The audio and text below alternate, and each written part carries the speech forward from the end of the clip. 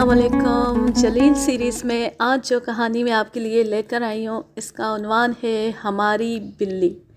इसके मुसन्निफ़ हैं काशिफ़ ज़ुबैर। जलील मियाँ की उलझनें हैं कि ख़त्म ही नहीं होती। कभी राजा मुश्किलात का शिकार होता है तो कभी शन्नों को कोई परेशानी लाहक हो जाती है। इस दफ़ा भी जलील को एक संगीन सूरत हाल दरपेश है और इसका फ़ौरी हल भी ज़रूरी है क्योंकि इसका ताल्लुक़ उसकी महबूबा शन्नों से है। शन्नों की तरबेला और मंगला झील जैसी आँखों में आंसू यूं भरे थे जैसे ज़्यादा बारिशें होने से इन झीलों में पानी भर जाता है। उसके हसीन मुंह से सिसकियाँ यूं रह रह कर निकल रही थीं जैसे पानी के नलकों से रह रह कर हवा निकलती है। पानी तो जिस दिन आता है उसे ईद में शुमार किया जाता है, यानी यार लोग नहा लेते हैं। गुज़श्ता निस्फ घंटे से शन्नों का यही मशगला तवातुर से जारी था। तंग आकर मैंने वॉकआउट की धमकी दी तो शन्नों ने दुपट्टे से नाक साफ़ की, हालांकि उसे आंखें साफ़ करना चाहिए थी। उसने नहायत दुखी नज़रों से दीवार की तरफ देखा। मैं जानता था ये दुख भरी नज़र खाकसार पर ही थी। खुदा खुदा करके उसके मुंह से सिसकी के साथ एक आवाज़ निकली, जलील रानी। रानी? खुदा ना खास्ता वो बेवा तो नहीं हो गई? उसका खबीस शौहर अपनी सारी हराम दौलत उसके लिए छोड़कर इस जहाने फ़ानी से कूच कर गया। आखिरी जुमला मैंने नहायत मुसर्रत के साथ अदा की। शन्नों ने खफकी से कहा, नहीं, मैं उस रानी की बात नहीं कर रही हूँ। उससे तो मेरी बात भी बंद है। मैं तो अपनी पालतू मैना रानी की बात कर रही हूँ। अच्छा, उस रानी को क्या हुआ? उसे पहलवान अल्लाह रखी की बिल्ली ले गई है। पहलवान अल्लाह रखी की बिल्ली? तुम्हें कैसे पता चला कि वो पहलवान की बिल्ली है? उस बदबख्त ने हमारा घर देख लिया है। पहले भी अम्मा के 2 चूजे ले जा चुकी है। तीसरी बार जब वो आई तो अम्मा ने उसके लिए चूहे पकड़ने वाले फंदे में गोश्त लगा रखा था। उसका पाँव फंसा तो वो भाग गई और कुछ देर बाद पहलवान अल्लाह रखी आ गया। अपनी शामते एमाल के बायस वो कितनी देर में भागा? खाला लाउड स्पीकर के मुकाबले में फ़ौरन ही। शन्नों पहली बार मुस्कुराई। अम्मा ने उसके वो लत्ते लिए कि वो और उसकी बिल्ली दोबारा गली में नज़र नहीं आए। ये पिछले हफ्ते की बात है। इस हफ्ते बिल्ली ने फिर वारदात की, यानी वो वापस अपनी रविश पर आ गई है। दूसरी बार शन्नों ने फिर सिसकियाँ लेना शुरू कर दी। मुझे शुबा है वो मेरे खरगोश को भी ले गई थी। ये बिल्ली तो आदि मुजरिम है। प्यारी शन्नों, तुम फिक्र मत करो। तुम्हारा जलील तुम्हारे लिए सारी दुनिया की बिल्लियों से टकराने के लिए तैयार है। मसला बिल्ली का नहीं, उसके मरदूद मालिक पहलवान अल्लाह रखी का है। उसे ये बिल्ली अपनी ना होने वाली बीवी से ज़्यादा अजीज़ है। शीदे कसाई ने बोटी उड़ा ले जाने पर उसे पत्थर खींचकर मारा था। बिल्ली लंगड़ाने लगी थी। जवाबी कार्रवाई पर पहलवान ने शीदे को ऐसा दाव मारा कि वो भी महीना भर तक लकड़ भग्गे की तरह चलता रहा था। शीदे कसाई के लिए मेरे दिल में भी खासे जज्बात थे। अम्मा ने जब मुझसे गोश्त मंगवाया तो उसने ऐसा गोश्त दिया कि अम्मा से बातें सुनने को मिल गई। शन्नों को वो हमेशा छांट कर अच्छा गोश्त कम कीमत में दिया करता था। इसलिए शीदे कसाई के मामले में मैं पहलवान अल्लाह रखी से यूँ मुत्तफ़िक था जैसे अमेरिका इराक़ के मामले में अरब मुल्कों से मुत्तफ़िक हो गया था। मगर जहाँ तक शन्नों का ताल्लुक़ था तो मैं पहलवान का मुखालिफ था। जैसे अमेरिका के लिए सारी दुनिया एक तरफ और इसराइल दूसरी तरफ। ऐसी की तैसी पहलवान अल्लाह रखी की बिल्ली की।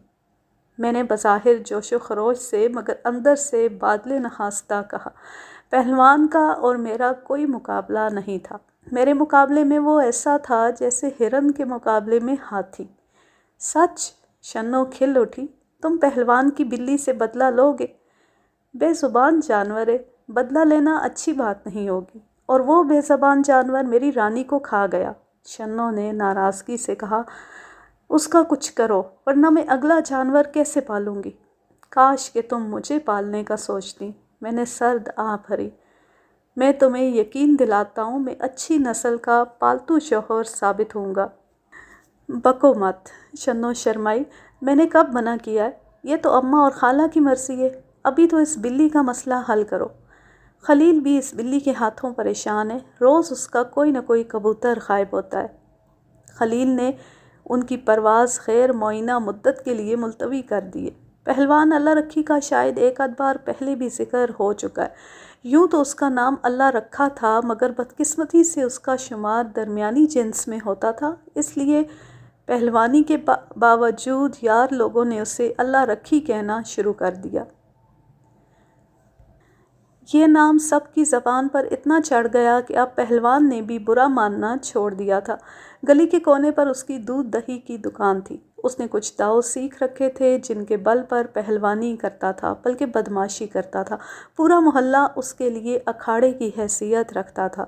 اب اس منحوس بلی کی آئی تو میں خود اسے دیکھ لوں گی۔ شنو نے تیش سے بل کھا کر کہا۔ بلا شبہ اسے رانی کا بہت غم تھا، مگر اس کا غصہ میرے لیے تشویشناک تھا۔ پہلوان اللہ رکھی بلی کا بدلہ مجھ سے لے سکتا تھا۔ اس معاملے میں وہ بے حد کینہ پرور تھا۔ بدلہ لیے بغیر وہ نہیں رہ سکتا تھا۔ کیونکہ شنو میری منگیتر تھی، اس لیے اللہ رکھی مجھ سے بدلہ لیتا۔ پیاری شنو، یہ معاملہ تم مجھ پر چھوڑ دو۔ جلیل، اگر تم نے چند دن کے اندر اس بلی کا بندوبست نہ کیا تو پھر میں کوئی سینٹر جوائن کر لوں گی۔ اس کی فیس شادی فنڈ سے جائے گی۔ میں نے ہاتھوں کے اڑنے کے لیے بےتاب طوطوں کو بمشکل روکا۔ بمشکل شنو نے انگلش لینگویج سینٹر کا پیچھا چھوڑا تھا، ورنہ وہ یہ تسلیم کرنے کے لیے تیار نہیں تھی کہ انگلش سیکھنا اس کے بس کی بات نہیں ہے، مگر سینٹروں کی کوئی کمی نہیں تھی۔ آج کل تو انوکھے کام سکھانے والے سینٹر بھی کھل گئے ہیں۔ میں نے ڈر کر کہا، شنو خدا کے لیے شادی فنڈ کو مت چھیڑنا، میں جلد از جلد اس بلی کا کوئی بندوبست کرتا ہوں۔ اس نے فاتحانہ نظروں سے مجھے دیکھا۔ تمہارے پاس 3 دن کی مہلت ہے۔ میرا خیال تھا کہ پہلوان اللہ رکھی کی بلی کو غائب کر کے یہ مسئلہ مستقل بنیادوں پر حل کیا جا سکتا تھا، اور اسے قابو کرنے کے لیے راجہ کا ساتھ ہونا بھی ضروری تھا۔ قارئین جانتے ہیں، میرا کوئی مشن راجہ کے بغیر مکمل نہیں ہوتا۔ راجہ میرے لیے اتنا ہی ضروری تھا جیسے راجہ کے باپ کے لیے اس کا گدھا۔ میں نے اسے یعنی راجہ کو تلاش کیا۔ جب وہ فتو کے کیفے ڈی پھونس اور راجہ کے باپ کی ڈرائی کلیننگ کی دکان پر دستیاب نہیں ہوا تو مجھے اس کے بارے میں فکر لاحق ہو گئی۔ گزشتہ 2 دن سے میں نے راجہ کی منحوس صورت نہیں دیکھی تھی، اور یہ وقفہ کسی بھی شخص کے صوم کے لیے کافی ہوتا ہے۔ اس کے باپ سے اتنی امید نہیں تھی کہ راجہ کے مرنے پر محلے کی مسجد میں اعلان ہی کرا دے۔ عارفہ حرافہ آج کل محلے کے ایک دبئی پلٹ احمق میں دلچسپی لے رہی تھی، جو محنت سے کمائے درہم ان دنوں زیادہ محنت سے عارفہ پر لوٹا رہا تھا، یعنی وہاں راجہ کی کوئی گنجائش نہیں تھی۔ ان 3 جگہوں کے علاوہ راجہ کا اپنی قبر میں پائے جانے کا زیادہ قوی امکان تھا۔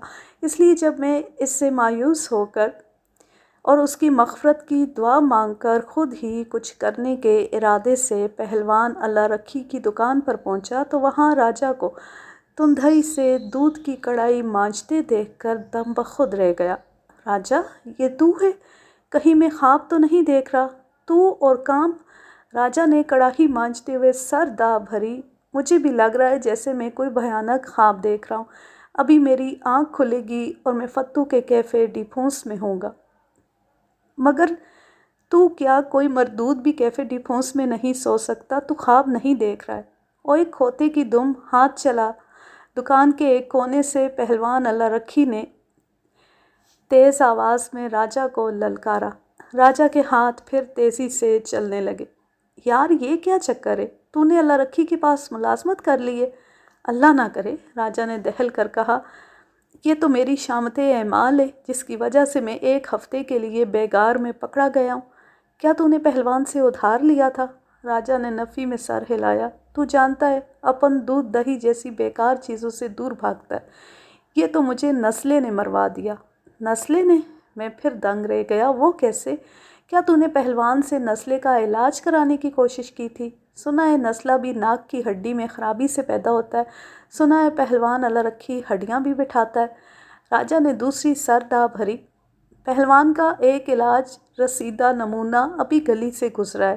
دائیں پاؤں میں خرابی کے سبب وہ ایسے چلتا تھا جیسے آدمی ایک پاؤں فٹ پاتھ پر اور ایک سڑک پر رکھ کر چلتا ہے۔ پہلوان کے علاج کے بعد کیا ہوا؟ خاصا فرق پڑا ہے۔ پہلے دایاں پاؤں فٹ پاتھ پر محسوس ہوتا تھا، اب بایاں پاؤں فٹ پاتھ پر ہوتا ہے۔ راجہ نے بتایا تو میں نے سر ہلایا۔ پہلوان کے علاج سے کچھ ایسا ہی نتیجہ نکل سکتا تھا۔ خود میں ایک ایسے مظلوم سے واقف تھا جس کا دایاں گھٹنا اتر گیا تھا۔ اسے چڑھانے کی کوشش میں پہلوان اللہ رکھی نے اس کا بایاں گھٹنا بھی توڑ دیا تھا۔ تب تیرا نزلہ اس بیگار کی وجہ کیسے بنا؟ مجھے پرسوں نزلہ تھا۔ ناک سے پانی ایسے بہہ رہا تھا کہ کئی محلے والے شک میں پڑ گئے کہ ان کے ہاں نلکوں میں جو پانی آ رہا ہے در حقیقت وہ میری ناک سے بہہ رہا ہے۔ شکر کر ٹینکر مافیا کو اس ہائیڈرینٹ کا پتہ نہیں چلا۔ میں نے راجہ سے اتفاق کیا۔ نزلے کی حالت میں اس کی ناک سرکاری نلکے سے ذرا تیز ہی بہتی تھی۔ راجہ نے کڑاہی مانچ اور دھو کر ایک طرف رکھی اور تندئی سے ایک تسلا سنبھال لیا۔ اتنی مستعدی سے میں نے اسے اس کے باپ کے لیے بھی کام کرتے نہیں دیکھا تھا، بلکہ سرے سے کام ہی نہیں کرتے دیکھا۔ راجہ تیسری سر داء کے ساتھ کام جاری رکھے ہوئے تھا۔ اماں نے دہی منگوایا تھا اور میں بدقسمتی سے دہی لینے چلا آیا، حالانکہ انہی پیسوں سے میں فتو کے کیفے ڈی پھونس میں پورا ایک دن گزار سکتا تھا۔ میری مت ماری گئی تھی، اس میں کیا شک ہے؟ میرے صبر کا پیمانہ لبریز ہونے لگا۔ اب تک راجہ کی اس بیگاری کی وجہ سامنے نہیں آئی تھی۔ کیا پہلوان نے پانی کے اس بے بہا ذریعے کو اپنے قابو میں کرنے کے لیے تجھے رکھ لیا؟ راجہ نے چوتھی سر داء بھری۔ پانی کی اسے کمی نہیں ہے، اس نے سڑک کی مین لائن سے کنڈا مار لیا ہے۔ پھر آخر وجہ کیا ہے؟ میں نے آ کر پہلوان سے ایک پاؤ دہی مانگا تھا کہ مجھے چھینک آ گئی۔ بدقسمتی سے سامنے دہی کا کنڈا اور دودھ کی کڑاہی دونوں لباب بھرے رکھے تھے۔ میں نے سر ہلایا۔ میں سمجھ گیا، تیری ناک سے نکلنے والے مواد نے دودھ اور دہی کی غذائیت میں مزید اضافہ کر دیا ہوگا۔ جدید تحقیق کے مطابق ناک سے نکلنے والی رطوبت میں اعلیٰ درجے کی پروٹین ہوتی ہے۔ مزید بدقسمتی سے دودھ دہی لینے والوں کا ہجوم تھا۔ ان کی رائے عامہ کا احترام کرتے ہوئے دودھ اور دہی دونوں ضائع کرنے پڑے۔ 2-3 افراد ہوتے تو کوئی مسئلہ نہیں تھا، مگر 2 درجن افراد کے سامنے پہلوان مزاحمت نہیں کر سکتا تھا۔ اور پھر اس نے تجھے پکڑ لیا۔ راجہ نے اثبات میں سر ہلایا۔ اپنی شامت اعمال میں نے فرار ہونے کے بجائے دودھ کا کڑاہا الٹنے والوں میں شامل ہو گیا، اور جب یہ کام کر چکا تو پہلوان نے گردن پکڑ لی اور بولا، کدھر جاتے ہو سور دے پتر؟ میرا نقصان ہو گیا، کیا تیرا باپ پورا کرے گا؟ تو اس طرح تو نقصان پورا کر رہا ہے۔ میں نے کڑاہوں اور تسلوں کی ایک طویل قطار دیکھی جو راجہ کی منتظر تھی۔ جلیل میری جان بچا لے۔ راجہ نے کن اکھیوں سے پہلوان کی طرف دیکھا جو آنے والے ایک گاہک کے لیے لسی بنا رہا تھا۔ ایک شرط پر، اگر تو پہلوان کی بلی کا مرڈر کر دے تو میں تجھے پہلوان کے چنگل سے آزاد کرانے کی کوشش کروں گا۔ ویسے تجھے کتنے دن تک یہ بیگار بھگتنا پڑے گا؟ پورے 1 مہینے۔ پہلوان کا کہنا ہے کہ میں نے 2000 کا نقصان کیا۔ اس خبیث کی نیت خراب ہے، ورنہ اتنا نقصان نہیں ہو سکتا، ایک کڑاہی دودھ اور ایک تسلا دہی خراب ہونے سے۔ تو پہلوان کی بلی کے پیچھے کیوں ہے؟ اس نے مشکوک نظروں سے میری طرف دیکھا۔ اس نے تیرا کیا بگاڑا ہے؟ بلی پہلوان کی سی خبیث فطرت رکھتی ہے۔ اس نے میرے سسرال پر اب تک کئی حملے کیے ہیں۔ خالہ لاؤڈ سپیکر کے 2 چوزے اور شنوں کا 1 خرگوش اور 1 مینا لے گئی ہے۔ خالہ لاؤڈ سپیکر کے چوزوں کی خیر ہے، مگر شنوں کیوں؟ اس کا خرگوش اور مینا کسی خاص نسل سے تھے۔ راجہ نے طنز کیا۔ سمجھا کر احمق، یہ نقصان وہ شادی فنڈ سے پورا کرے گی۔ تیرا مسئلہ اللہ رکھی ہے اور میرا مسئلہ اس کی بلی ہے۔ نہ بابا، راجہ نے کانوں کو ہاتھ لگایا، اس کی بلی کو مارنا اپنے بس کی بات نہیں ہے۔ رات کو کڑاہی کے چولہے میں گھس کر سوئی ہے۔ میں نے غلطی سے اس کی دم پر پاؤں رکھ دیا تھا۔ اس نے ایسا پنجہ مارا کہ میں اب تک موزوں انداز میں تشریف رکھنے سے قاصر ہوں۔ راجہ کے کہنے پر میں نے غور کیا۔ وہ واقعی دایاں کولہا ایسے نکال کر کھڑا تھا جیسے اس کے پاؤں میں تکلیف ہو۔ راجا نے سلسلہ کلام جاری رکھا۔ اس کی صحت دیکھی؟ بلا مبالغہ وہ بلیوں کی اللہ رکھی ہے، اسے نمٹنے کے لیے کوئی پہلوان بلانا چاہیے۔ بکواس نہ کر، جب ہم بڑے بڑے جو قادری قسم کے انسانوں سے نمٹ چکے ہیں تو یہ بلی کیا چیز ہے؟ میں نے راجا کی بزدلی پر اسے ملامت کی۔ راجا نے نفی میں سر ہلایا۔ میں نے اسے بھگتا ہے۔ خیر، تو بھی بھگت لے گا۔ شنوں نے تیری عقل اس طرح خبت کر دی ہے کہ تو اس کے اشارے پر ہر آتش نمرود میں کود جاتا ہے۔ میرا خیال ہے تیرا انتقال بے ملال بھی اسی وجہ سے ہوگا کہ تو شنوں کی کسی احمقانہ فرمائش کو پورا کر رہا ہوگا۔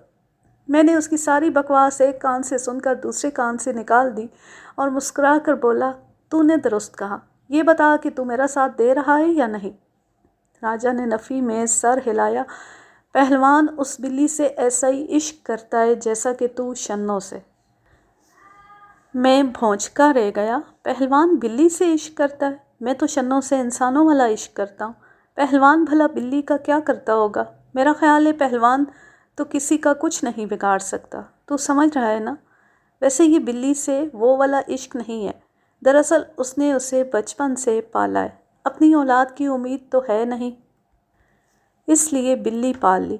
اب اسے اولاد کی طرح عزیز رکھتا ہے۔ کوئی بلی کی طرف ٹیڑھی نظر سے دیکھے تو پہلوان اس کی آنکھ نکالنے کو تیار ہو جاتا ہے۔ پہلوان کو تو شبہ بھی ہو گیا کہ میں اس کی بلی کے بارے میں مذموم عزائم رکھتا ہوں تو وہ مجھے کڑاہی کی طرح مانجھ کر رکھ دے گا۔ بالآخر وہ تیرے ساتھ یہی سلوک کرے گا۔ وہ صرف اس لیے تجھ سے رعایت برت رہا ہے کہ تو اس کے لیے کڑھائیاں مانج رہا ہے۔ جس دن تو نے انکار کیا وہ تجھے کڑاہی کی طرح مانجھ دے گا۔ وہ سخت کینہ پرور آدمی ہے۔ تب میں کیا کروں؟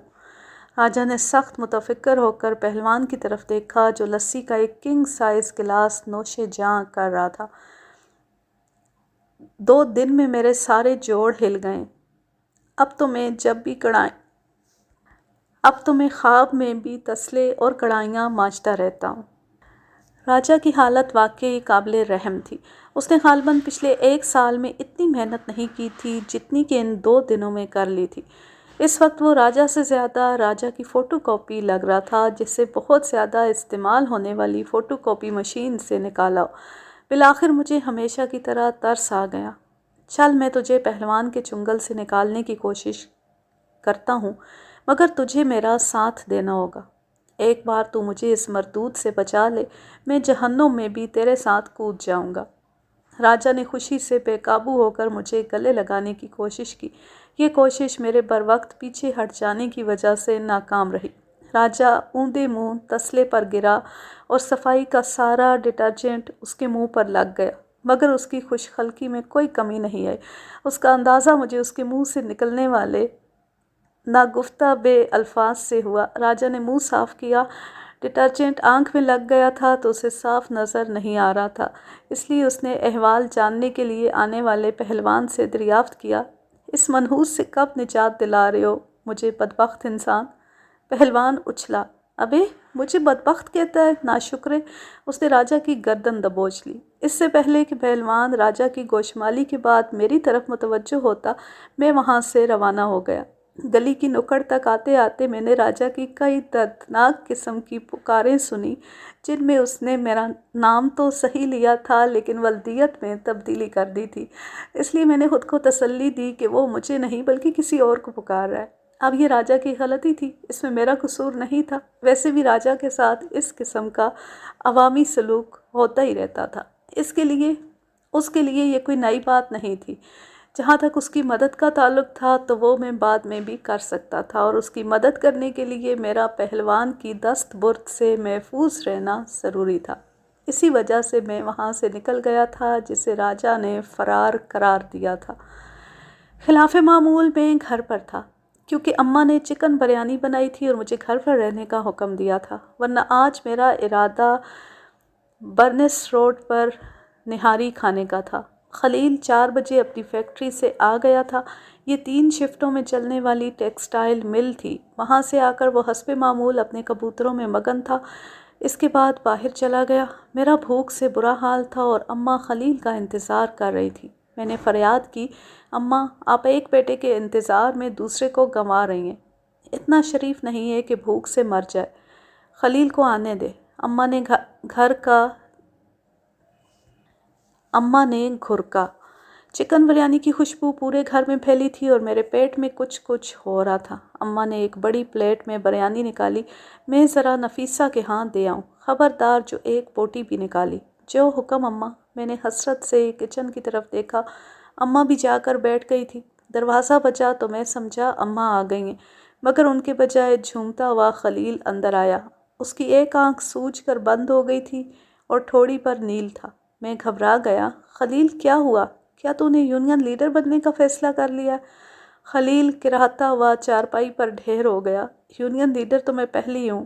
آج میں اس خبیث بلی کا فیصلہ کرنے گیا تھا جو میرے 4 کبوتر کھا چکی ہے، اور تیرا پہلوان سے سامنا ہو گیا۔ تجھے اس کے منہ لگنے کی کیا ضرورت تھی؟ میں اس کے منہ کہاں لگا تھا؟ میں تو اس کی حرافہ بلی کو بوری میں ڈال کر لے جا رہا تھا کہ اس بدبخت نے مجھے پکڑ لیا۔ پہلے بلی نے کھرونچے مارے تھے، رہی سہی کسر پہلوان نے پوری کر دی۔ میں مارے تیش کے تھر تھر کانپنے لگا تھا۔ پہلوان نے میرے بھائی پر ہاتھ اٹھایا تھا۔ میں نے دل میں سوچا، بیٹے تجھے بھی سبق نہ سکھایا تو میرا نام جلیل السما نہیں۔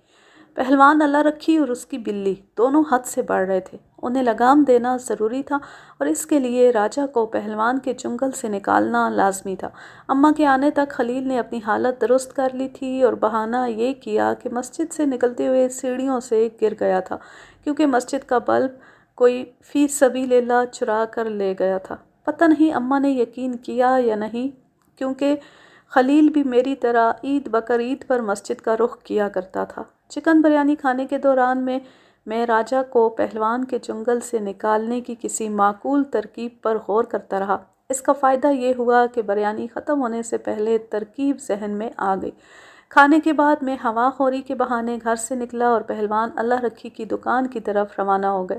راجہ حسب معمول کڑھائیوں اور تسلوں کے ایک ڈھیر سے الجھا ہوا تھا۔ ڈھیر سے لگ رہا تھا کہ وہ 1 گھنٹے سے پہلے فارغ ہونے والا نہیں ہے۔ پہلوان آرام سے کرسی پر پڑا اپنی بلی کو سہلا رہا تھا۔ ان دونوں کو دیکھ کر میرا خون پھر سے کھولنے لگا۔ میں نے دل میں تجدید عہد کی کہ ان دونوں کو سبق سکھاؤں گا۔ مجھے دیکھ کر راجہ نے تیزی سے ہاتھ چلانے شروع کیے اور کچھ دیر میں فارغ ہو گیا۔ پہلوان سے چھٹی لے کر وہ لپک کر میرے پاس آیا۔ لگتا ہے پہلوان میری جان لے کر چھوڑے گا۔ زندگی کے آثار تو تم میں اب بھی نظر نہیں آتے۔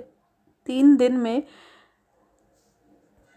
شکلاً تو راجہ کی فوٹو کاپی کی بجائے مائکرو کاپی لگ رہا ہے۔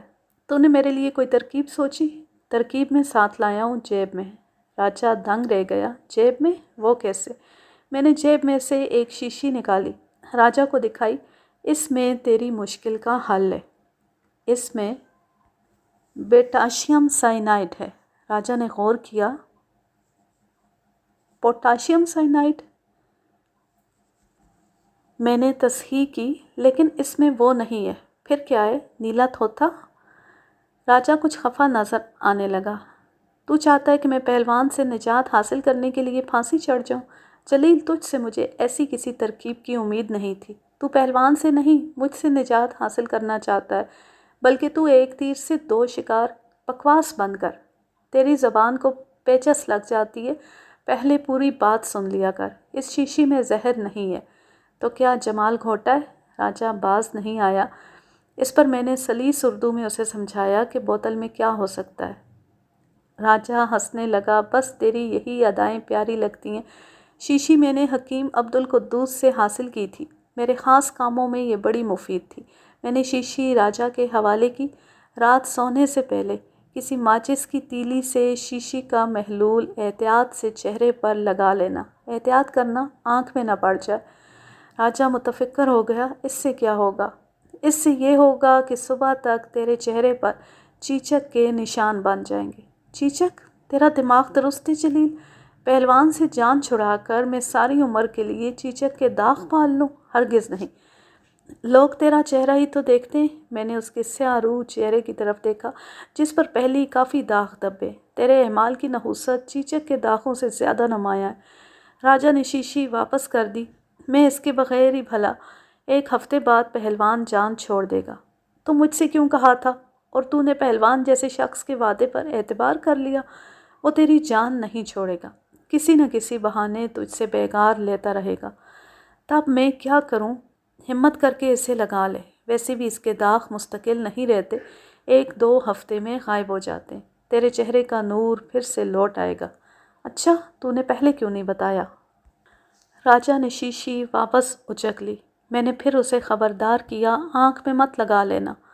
یار اس کے داغ چلے تو جائیں گے نا، تو فکر نہ کر۔ اگر داغ نہ گئے تو میں تجھے کوئی اچھی سی کریم دوں گا جسے لگا کر تیرے چہرے کے سارے دانے، پھوڑے، پھنسیاں، گڑھے دور ہو جائیں گے اور تیرا حبشی جیسا رنگ مائیکل جیکسن کی طرح صاف ہو جائے گا۔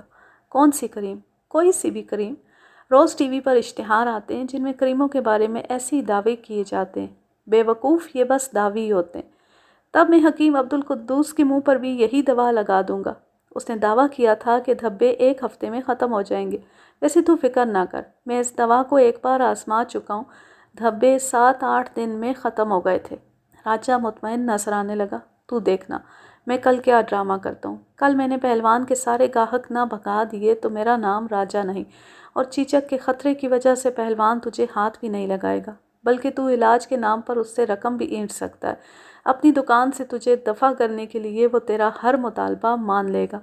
راجہ اپنے گھر کی طرف روانہ ہوا تو بے حد خوش تھا۔ اس مشن کا اولین مرحلہ کامیابی سے طے ہونے کی صورت میں راجہ نے مجھے کیفے ڈی پھونس میں ٹریٹ دی۔ وہ پہلوان سے پورے 200 روپے اینٹھنے میں کامیاب رہا تھا۔ مزید برآں اس نے پہلوان کے صبح کے سارے گاہک بھگا دیے۔